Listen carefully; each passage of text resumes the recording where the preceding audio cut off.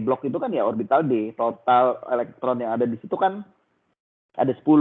Jadi ditambah orbital D. Jadi SPD ya. Jadi totalnya semua 18 elektron. Nah, ini sebenarnya kita ingat kembali ke teori ikatan valensi waktu kita di LPSK ya. Kita membahas interaksi ikatan dengan menggunakan pendekatan teori ikatan valensi. Mana pembentukan ikatan koordinasi itu kan bisa kita gunakan teori hibridisasi. Ada yang SPD1, D2 SP3 gitu ya, dan lain sebagainya. Nah, jadi SP3D1, SP3D2 dan lain sebagainya untuk menjelaskan bentuk molekul dari senyawa kompleks. Nah, tapi kita nggak ke sana. Tapi kalau kalian ya idenya seperti itu ya. Jadi ada orbital S, P, dan D, maka totalnya ada 18 elektron. Nah, waktu di awal kemarin, oke, sebelum saya ke situ, mungkin teman-teman boleh sharing nggak seingat kalian implikasi dari aturan oktet itu seperti apa sih kepada kestabilan suatu unsur atau suatu molekul? Kalau oktet dulu nih, gimana kira-kira? Jadi atau begini, gimana kita bisa tahu suatu senyawa gini deh? Mungkin nggak kita bisa memprediksi kestabilan suatu atom atau unsur atau molekul dengan menentukan jumlah elektronnya itu. Apakah kalau dia memenuhi kaidah oktet itu yang seperti apa kestabilannya, kalau dia kurang atau lebih itu seperti apa? Masih ingat nggak?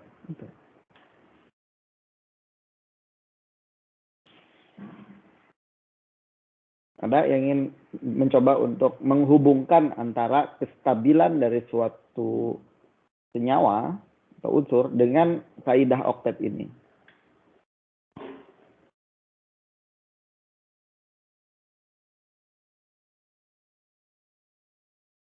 Masih ingat nggak kenapa gas mulia itu stabil? Dia di alam itu relatif tidak bereaksi. Stabil itu kan berarti non reaktif kan? Dia tidak mudah bereaksi kan? Saya mau jawab Pak. Ya boleh. Henry Pak, ya. Ya. Kenapa kalau dia oktet itu stabil? Karena elektron valensi, maksudnya pada kulit terluarnya itu dia kan udah penuh, berarti nanti energinya itu rendah karena semua elektronnya itu kayak berpasangan gitu Pak. Ya. Di orbitalnya, iya. Oke, ada yang lain?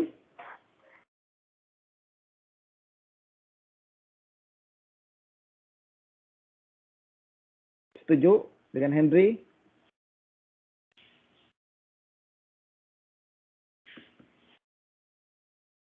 Wah, belum ngopi nih semua kayaknya nih. Ayo dong.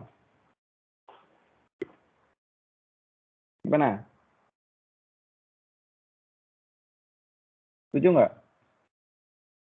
Karena orbitalnya, apa tadi? Elektronnya sudah berpasangan gitu ya? Ya, Pak. Ya.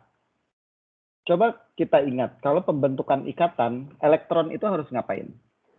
Regardless ikatannya apa ya, mau ikatan ionik, mau ikatan kovalen, mau ikatan logam. Nah, elektronnya itu ngapain? Apa yang terjadi pada elektron di suatu atom atau unsur? Misalnya kita berbicara H2O lah. Nah, elektron yang ada di hidrogen dengan elektron yang di oksigen itu ngapain? Kalau mereka membentuk ikatan. Kayak berpasangan gitu bukan, Pak? Oke, berpasangan.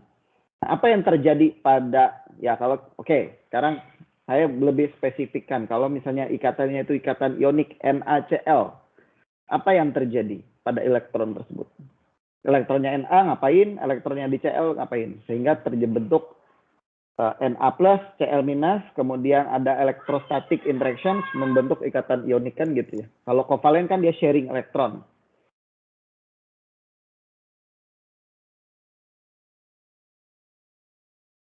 Kalau ionik itu elektron valensi di Na itu dia lepas terus diberikan ke Cl gitu. Jadi Na plus dan Cl min itu punya konfigurasi sama seperti gas mulia dan stabil gitu, membentuk ikatan ionik. Ya, jadi ada yang kita sebut sebagai waktu kita belajar di LNL ataupun all the way back ke kimia dasar 1, Ada yang kita sebut sebagai energi ionisasi dan elektron negatif, elektron afinitas ya, energi ionisasi dan energi afinitas elektron. Nah, elektron itu kan sebenarnya dia berinteraksi dengan elektron yang lain kan. Ya. Nah, tadi ambil contoh untuk ikatan ionik. Untuk Na itu menjadi Na+, elektron itu harus dibuang kan. Ya.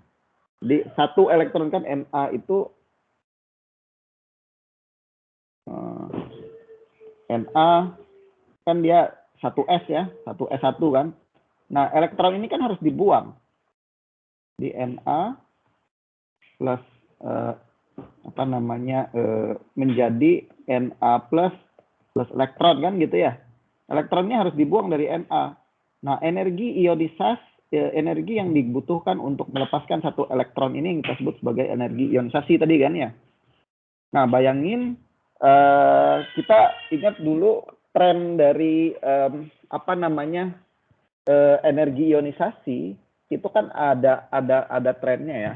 Jadi dari kiri ke kanan, atas ke bawah. Jadi semakin secara umum semakin biasanya kalau elektron itu tanggung gitu ya di orbital itu, kan elektron kalau dia berpasangan menurut aturan Han ya.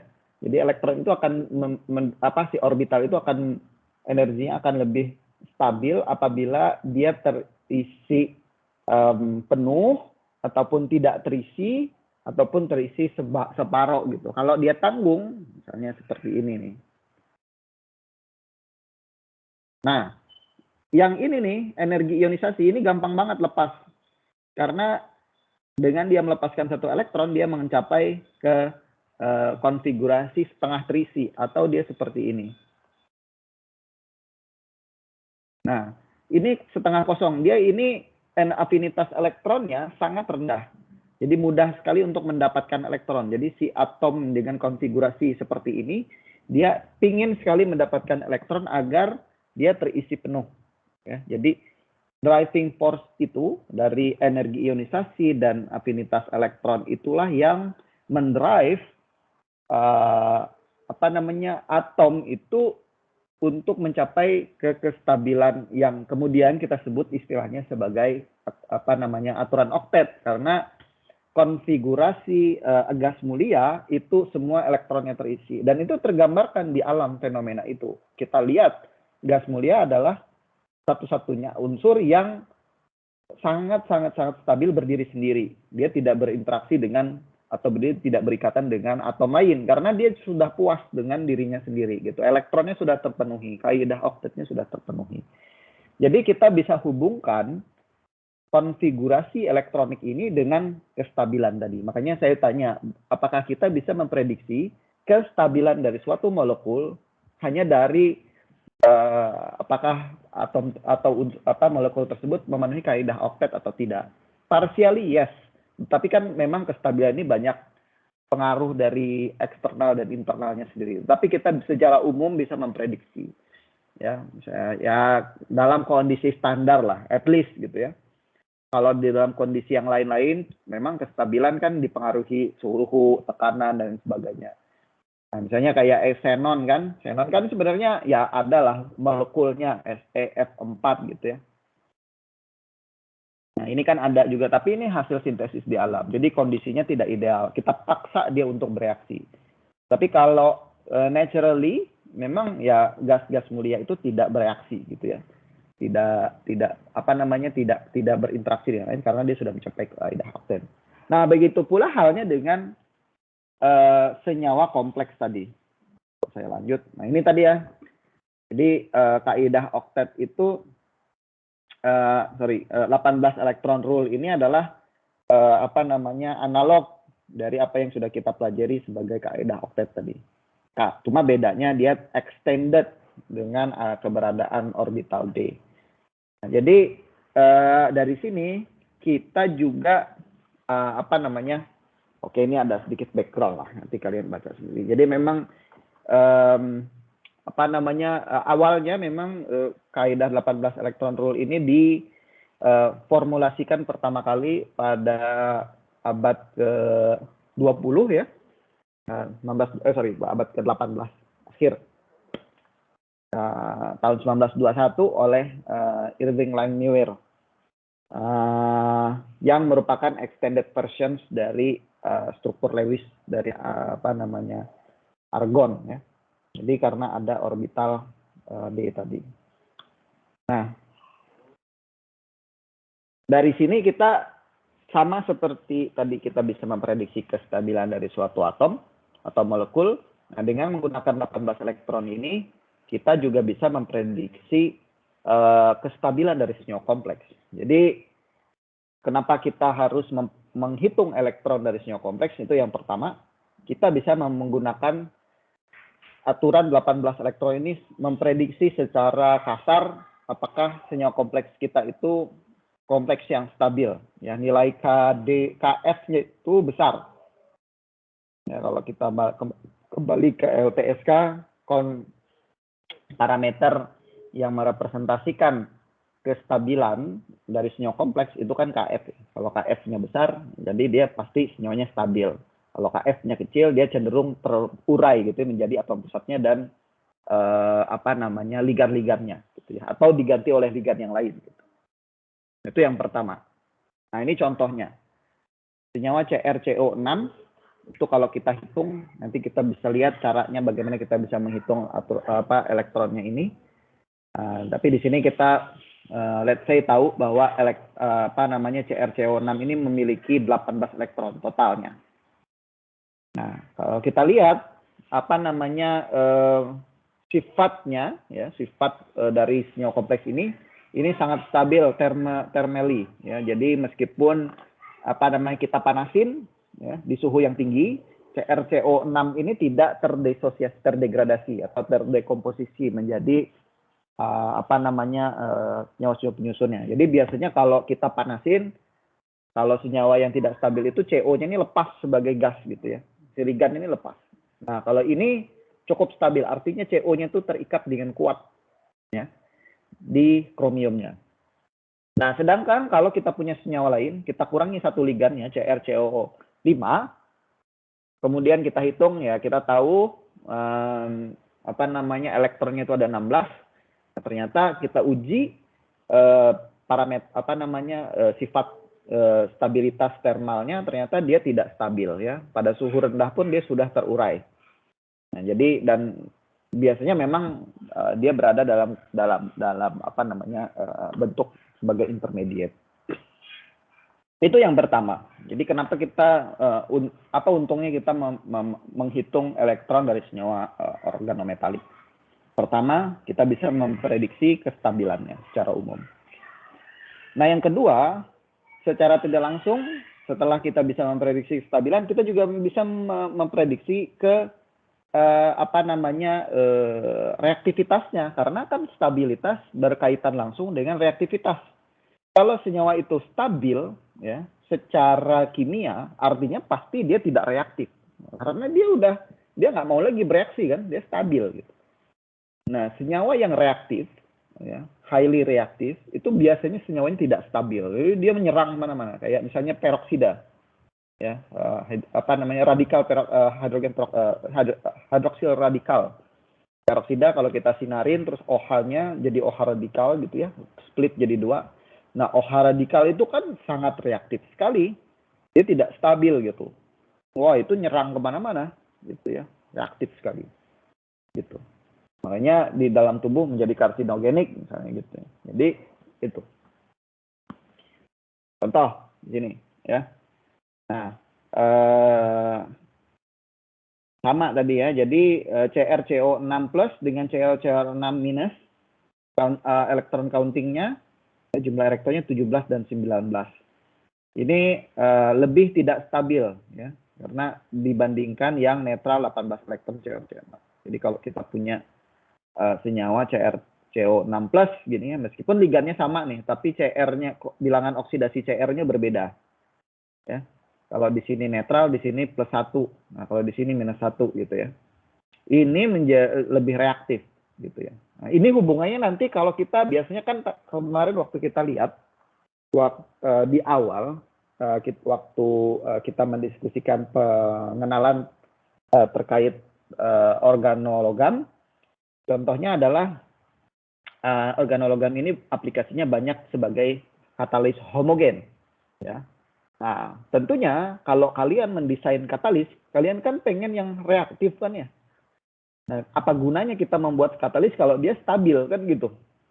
Kan kita pengen si katalis kita itu bisa bereaksi, tetapi kita bisa kontrol reaktivitasnya. Nah, itu kuncinya. Kita bisa mengontrol reaktivitas dari katalis kita maunya misalnya spesifik hanya reaktif untuk yang ini saja. Yang di sebelah sini, misalnya reaksi yang ini dia tidak reaktif, yaitu selektivitas kita sebut ya. Nah, tapi kalau misalnya si katalisnya itu sudah stabil sendiri, tidak bereaksi, ya ngapain kan gitu ya. Nggak ada gunanya kita pakai katalis kan gitu. Jadi itulah kenapa salah satu aplikasi dari organometalik ini banyak digunakan sebagai katalis homogen, karena kita bisa mengatur tuh dengan simply menentukan jumlah elektronnya, karena jumlah elektron itu gampang diaturnya dengan mengganti-ganti ligannya aja. Nanti ligannya diganti, jumlah elektronnya berubah, kita bisa mengontrol reaktivitasnya kayak gimana. Nah, jadi itu yang keunggulan dari senyawa organometalik ini dibandingkan katalis heterogen. Biasanya katalis heterogen kan biasanya agak susah kita mengontrol reaktivitasnya karena dia bulk, ya, kristal misalnya. Ya, meskipun ada juga pendekatan yang lain, misalnya kita menggunakan kristal defect gitu ya, kita cacatin kristalnya tuh, nah itu biasanya juga akan meningkatkan reaktivitasnya. Tetapi kita agak susah mengontrolnya kan. Kristal defect kan ya tergantung dari, ya kalaupun kita bisa mengontrolnya ya biasanya menggunakan teknik yang sangat rumit gitu ya. Gimana kalau kita secara spesifik merusak kristal di bagian ini saja gitu ya, di bagian permukaan kristal faset yang 001 saja gitu misalnya. Nah, itu susah banget dibandingkan dengan yang ini. Kalau yang ini tinggal ganti ligannya gitu, atau kita ganti atom pusatnya, itu udah dapat reaktivitas yang kita mau. Itu yang kedua. Nah, kemudian yang ketiga, kita bisa memprediksi geometri dari logam tersebut, senyawa organometalik tersebut dengan menghitung jumlah elektronnya, karena ada trennya ya. Jadi nanti ini kita akan lihat. Oke, jadi itu sebenarnya keuntungan kita menghitung elektron. Sampai sini apakah ada yang ingin ditanyakan dulu sebelum kita belajar bagaimana kita bisa menghitung elektron dari suatu senyawa organologam?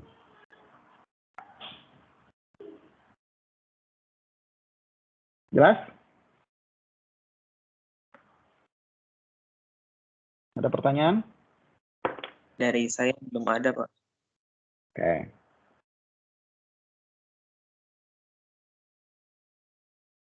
Nah, jadi secara umum ada dua cara untuk kita menghitung jumlah elektron dari senyawa organologam. Atau secara umum sebenarnya cara ini juga bisa di-apply di aturan 18 elektron ini juga bisa di-apply di senyawa kompleks ya. Jadi, tapi di sini kita spesifik mempelajari untuk organologam. Jadi secara umum ada dua tipe metode A dan metode B. Nah, kalau kita lihat di buku ya, memang kalau di buku lain mungkin ada terminologi lain ya. Kalau ini di buku Milsler. Jadi kalau kalian membaca buku Milsler, dia bilangnya metode A, metode B. Nah, kalau di buku Schreiber saya lupa itu namanya apa gitu, tapi intinya sama sebenarnya.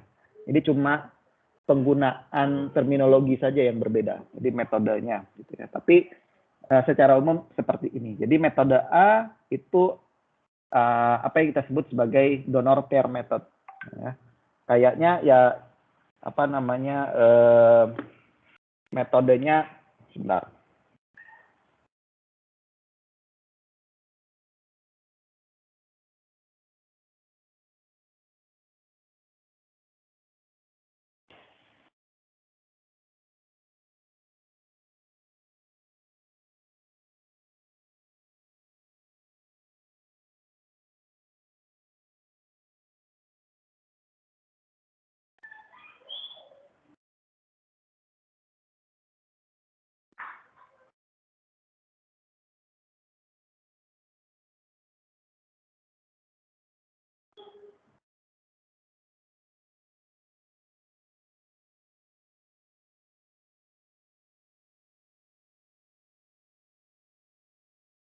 Bentar ya. Saya balas WA dari Ibu Wakil Rektor dulu. Kalau nggak dibalas bahaya.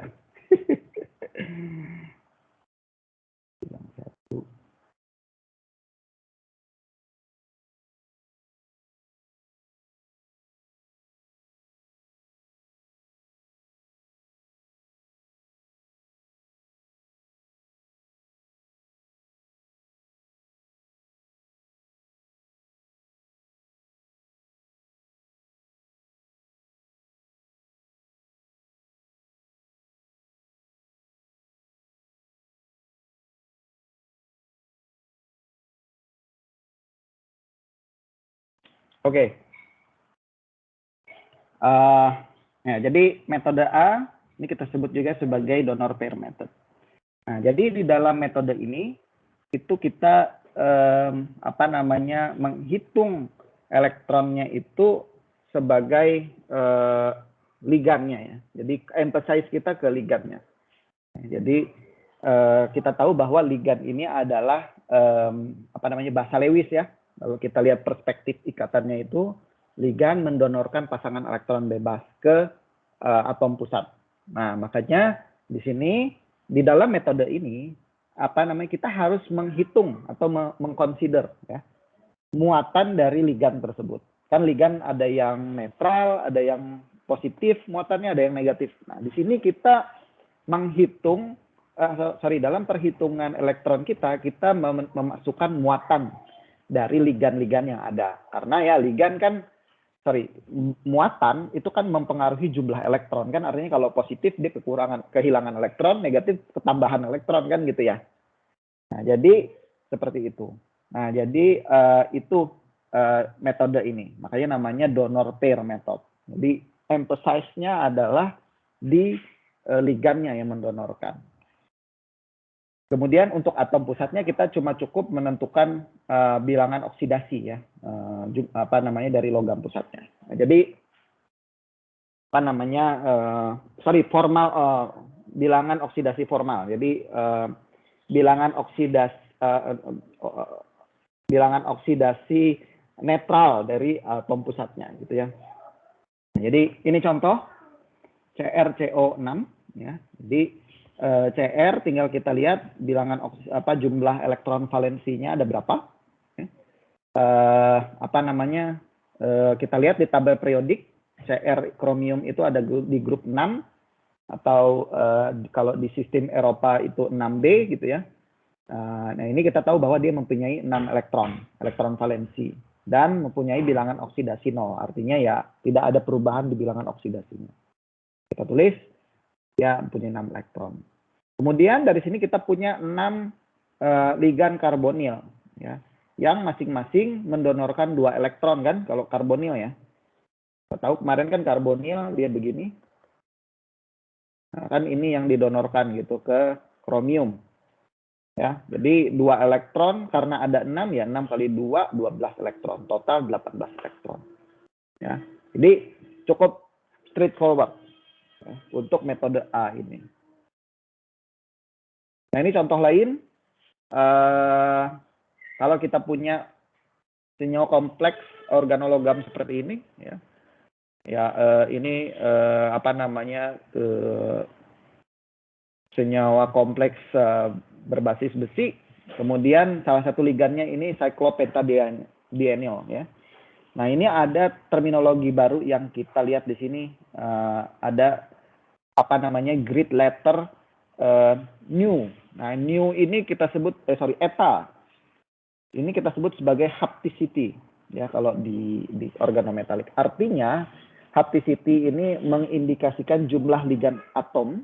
Ya, atom dari ligan tersebut biasanya ini kalau kita punya pi system ya. Jadi ada konjugasi pasangan ikatan rangkap ya. Dan hapticity ini yang kita lambangkan dengan eta ini itu menunjukkan berapa banyak ikatan rangkap yang terlibat dalam pembentukan ikatan. Ya. Nah, ini contohnya eta 1 ya. Yang kita sebut sebagai monohapto Bisa juga nih, monohato siklopentadienyl.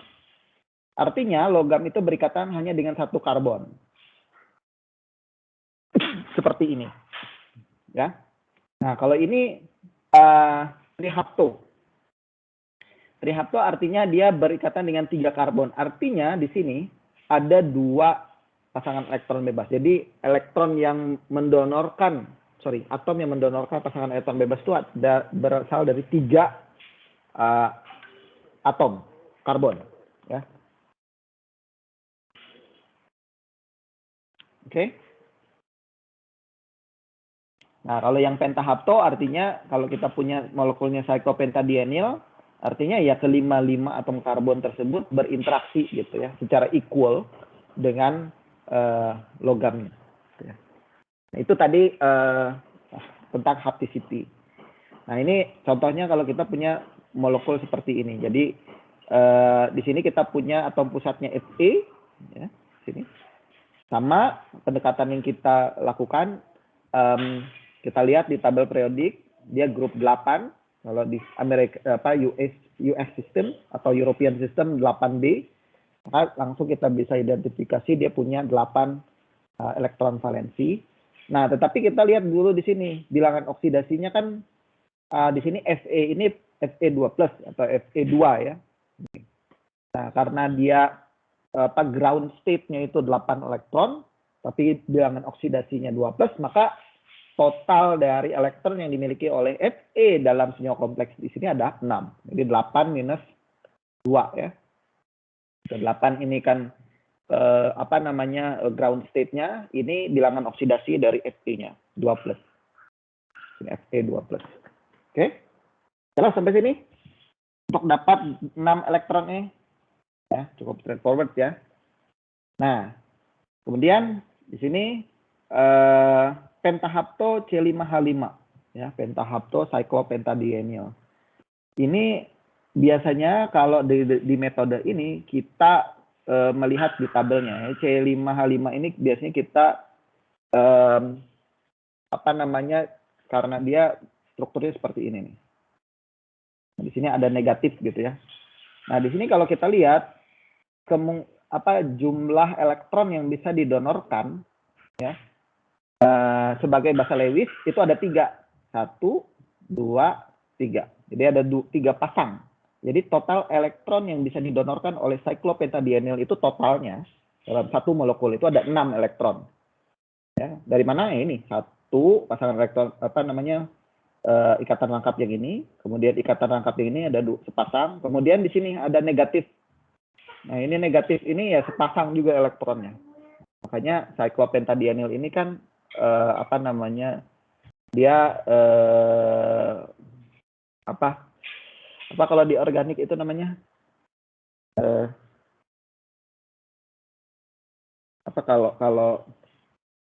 kalau memenuhi kaidah aduh lupa saya. Hackle ya Pak? Hackle rules. Oh ya, Hackle rules ya, Hackle rules betul, Hackle rules. Ya, memenuhi kaidah Hackle rules. Jadi dia bisa bersifat sebagai flat ya. Makanya di sini digambar sebagai flat atau kadang-kadang ini juga bisa digambarkan seperti ini. Nah, gitu ya. Jadi totalnya ada 6 elektron. Jadi ini karena dia cuma ada 1 ya 6 elektron. Nah, sama kemudian kita ada 2 karbonil di sini ya, masing-masing ada 2 di 4 elektron.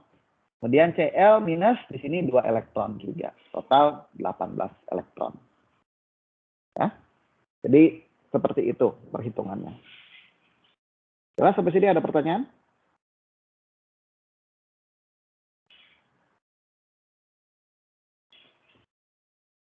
Oke. Nah, jadi lalu gimana kita tahu ini di mana kita tahu ini 6 elektron, ini 2 elektron untuk karbonil, Cl itu 2 elektron, memang ada tabelnya ya. Ini kalau kalian lihat di buku Mesler itu ada tabelnya. Jadi hidrogen, kemudian golongan halogen di sini, OH jadi 2 elektron masing-masing. Nah, ini oksigen, sulfur biasanya 4 elektron, karbon 3 elektron, jadi tinggal dilihat aja cyclopentadienyl, ini cyclobutadiene, benzen, ini jenis-jenis ligand yang biasa muncul di senyawa organometalik.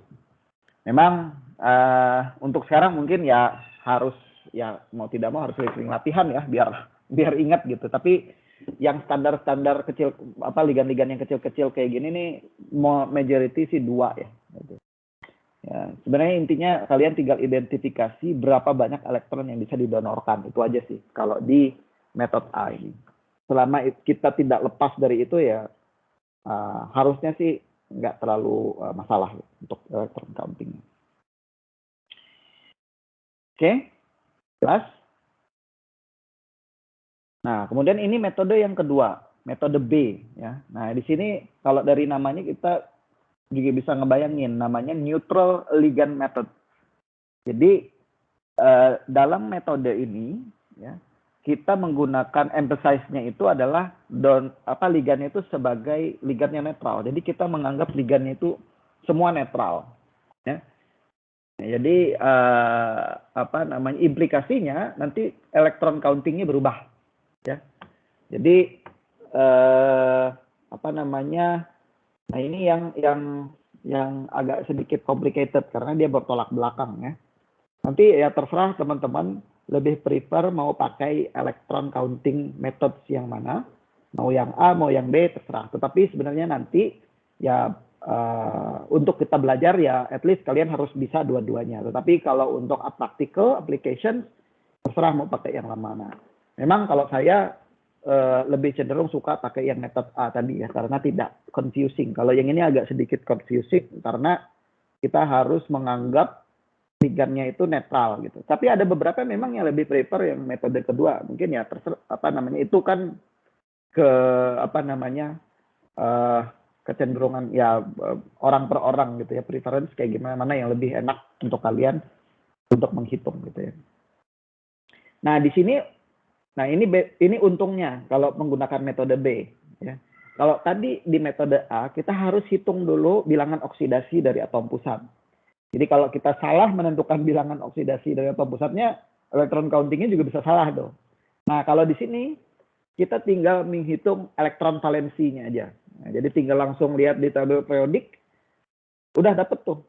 Nah, cuma catatannya, nah di sini ligandnya harus kita treat sebagai ligandnya netral. Nggak boleh ada yang bermuatan kayak tadi. Nah, untuk ligan-ligannya netral, ini khusus untuk ligan yang bermuatan aja ya, kayak Cl- tadi ya. Jadi ligan-ligan yang bermuatan kan ini ya, Cl nih, OH- gitu ya, hydride. Nah, ini kan bermuatan semua nih.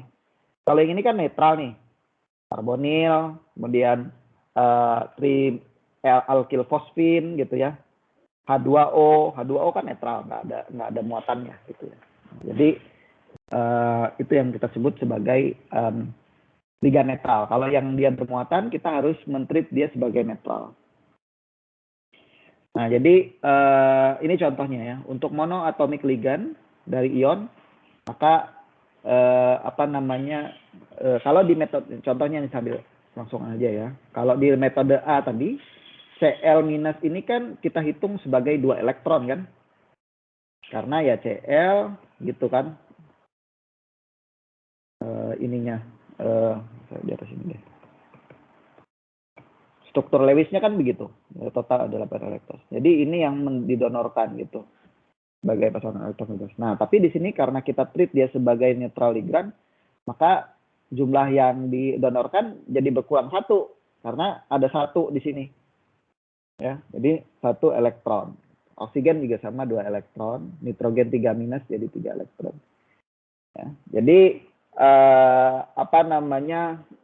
sebenarnya gampang sih kalau monoatomic ligand dia jumlah elektron yang kita gunakan untuk elektron counting itu tinggal lihat aja muatannya. Kalau muatannya 1- ya berarti 1 elektron, 2- ya 2 elektron dan seterusnya. Nah, untuk lebih gampangnya kita lihat di sini ya. Nah, jadi contohnya. Nah, ini molekul yang sama kita pakai tadi sebagai contoh di metode A. Ya, di mana kita menggunakan apa namanya emphasize-nya di ligannya itu tadi ya, sebagai ligan yang true charge species. Kalau di sini kita anggap dia sebagai netral. Oke. Lihat di sini yang pertama atom Fe-nya. Kalau tadi di metode A kita harus menentukan bilangan oksidasi dari Fe. Tadi kan kita dapat bilangan oksidasi Fe di sini adalah 2+ gitu ya. Nah, di sini kita nggak usah susah-susah menentukan bilangan oksidasi dari Fe. Langsung saja ground state-nya yang kita pakai. Di sini kan Fe 8 elektron gitu ya. Jadi langsung kita tulis 8 elektron. Nggak perlu dikurangi atau ditambahkan kalau dia memang bilangan oksidasinya negatif gitu. Nah, haptasity yang ini ya. Kalau tadi kan 6 elektron ya. Nah, karena di metode B ini kita consider dia sebagai neutral ligand ya, maka jumlah elektron yang dia berikan ke atom pusat itu cuma 5 instead of 6. Nah, jadi gampangnya haptasity itu tinggal kita lihat nih haptanya. Kalau dia haptanya 1, monohapto jadi 1 elektron. Kalau trihapto 3, kalau pentahapto 5, kalau heksahapto 6 gitu ya. Kalau memang dia biasanya ada yang begini juga tuh. Nah, kalau dia begini ini berarti 6. Berarti ke 6 molekul dari cyclobenzene ini berkontribut dalam pembentukan ikatan gitu ya. Jadi 5 elektron. CO tadi karena dia ligand netral nggak berubah kan ya. Jadi tetap 2 elektron karena ada 2 jadi 4. Cl, nah ini Cl tadi karena dia di metode A dia 2 elektron, sekarang karena dia harus kita anggap sebagai netral jadi 1 elektron. Total 18 elektron. Nah, jadi sebenarnya bagus juga kita punya 2 metode ya sebagai konfirmasi. Jadi perhitungan jumlah elektron itu antara metode A dan metode B harus sama. Kalau kalian dapat metode A-nya 18 elektron, metode B-nya 17 elektron, berarti ada yang salah loh, salah satu gitu ya. Kita harus cek. Jadi kita bisa check and balance sebenarnya. Jadi baik metode A dan metode B harus mendapatkan nilai jumlah elektron yang sama. Oke, jelas sampai sini ada pertanyaan?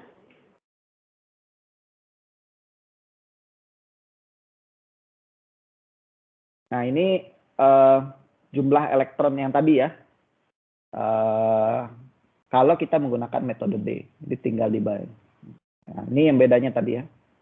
Ingat kalau yang tadi, ini kan semua yang charge ligand. Jadi ligand-ligand yang memiliki muatan gitu. Oke. Kalau tadi masing-masing 2 elektron, kalau di sini menjadi 1. Kalau yang netral di sini tidak berubah, 2 gitu.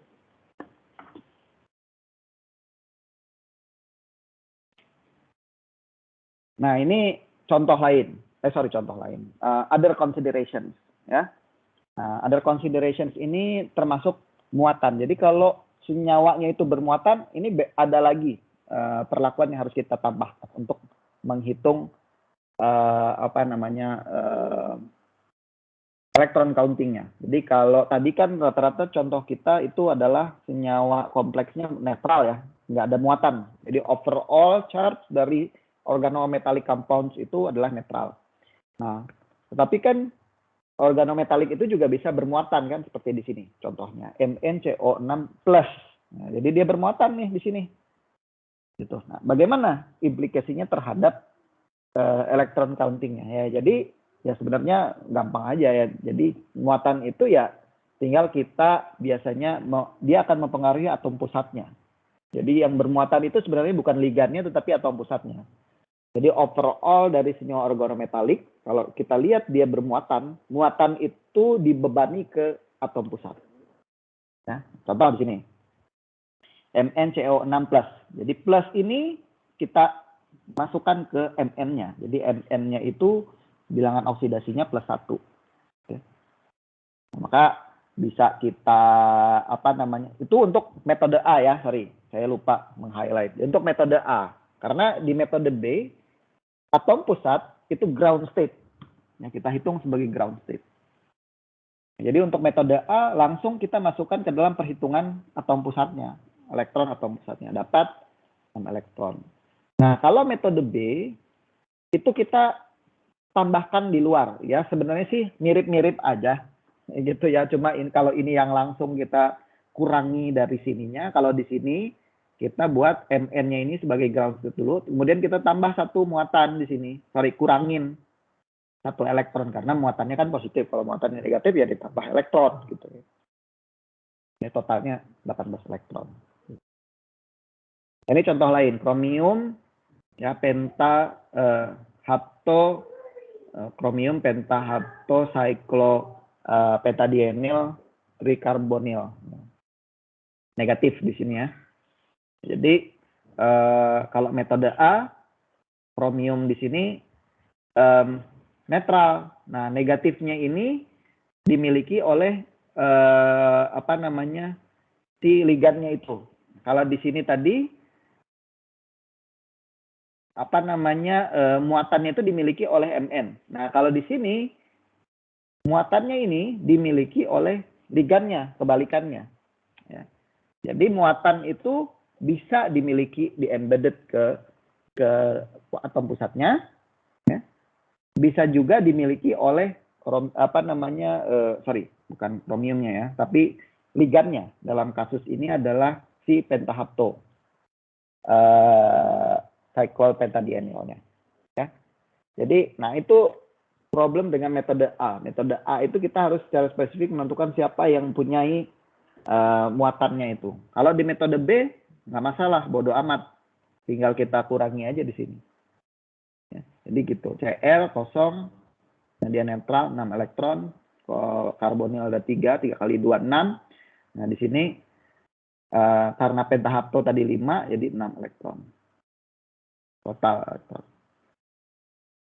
Oke, di sini Cr 6, 5, minus 1. Jadi total 18 elektron. Itu yang pertama.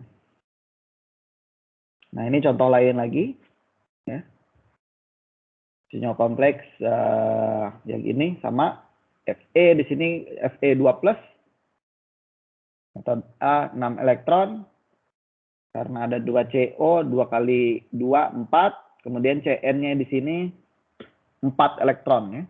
Sorry, 2 elektron. Karena ada 4, 8. Kemudian ada 2 charge, 18 elektron. Nah, ini metode B. Sama. 2 elektron juga. Oke. Ini ferrosin. Ini bisa lihat. Nah, kemudian considerations yang lain, kadang-kadang senyawa organologam ini juga memiliki metal-metal bonds. Jadi ada ikatan antara logam dan logam. Yang kemarin kita sudah singgung sebagai polyatomik ya. Jadi bisa ikatannya itu bisa single bond, double bond ataupun triple bond. Nah, jadi tinggal kita tambahin saja kalau dia ya satu ikatan itu kan merepresentasikan 2 elektron ya. Jadi 2 elektron, 4 elektron, 6 elektron gitu. Ini 1 elektron per logamnya. Oke. Nah, ini contohnya. Kalau kita punya senyawa kompleks seperti ini, jadi ada ikatan logam-logam di sini. Masing-masing logam ini memiliki 5 ligan karbonil. Nah, jadi karena Mn totalnya ada 7 elektron ya. Ini kan netral. Kemudian ada 5 karbonil masing-masing di sini. Masing-masing 5 karbonil. Jadi sebenarnya ini elektron counting untuk satu logamnya aja. Jadi kalau saya hapus ya.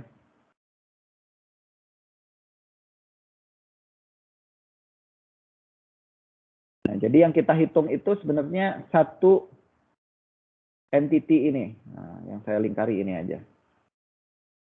Jadi kita melihat perspektif dari atom pusatnya yang ini. Jadi Mn ini kita anggap sebagai ligan sebenarnya. Ya, jadi Mn tetap 7 elektron karena ada 5 karbonil 10 elektron. Mn bond 1 elektron. Ya, jadi yang kita hitung ininya bondnya ini. Total 18 elektron. Begitu juga halnya kalau kita mengambil perspektif dari sebelah sini.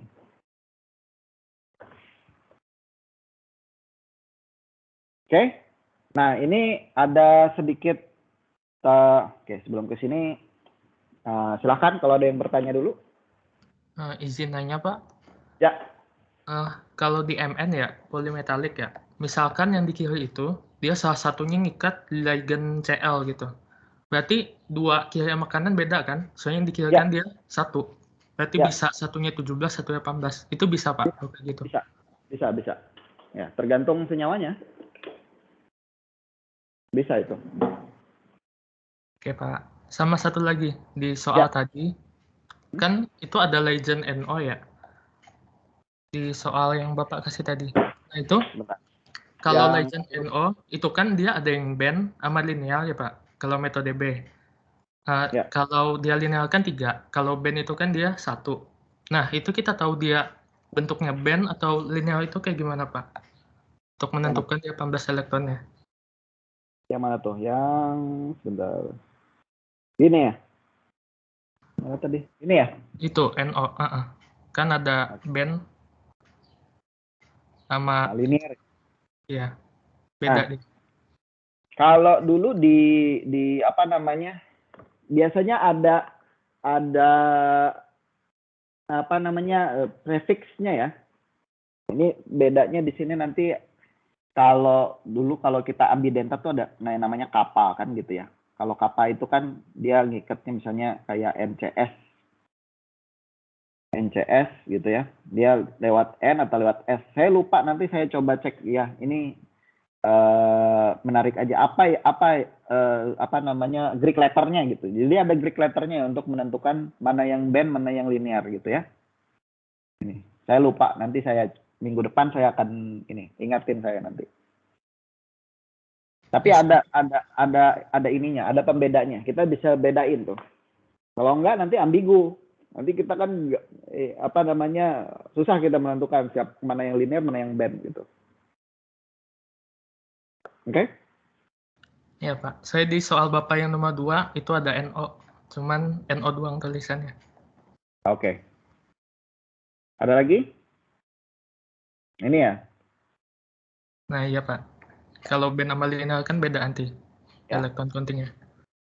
Oke. Oke, ada lagi yang ingin ditanyakan?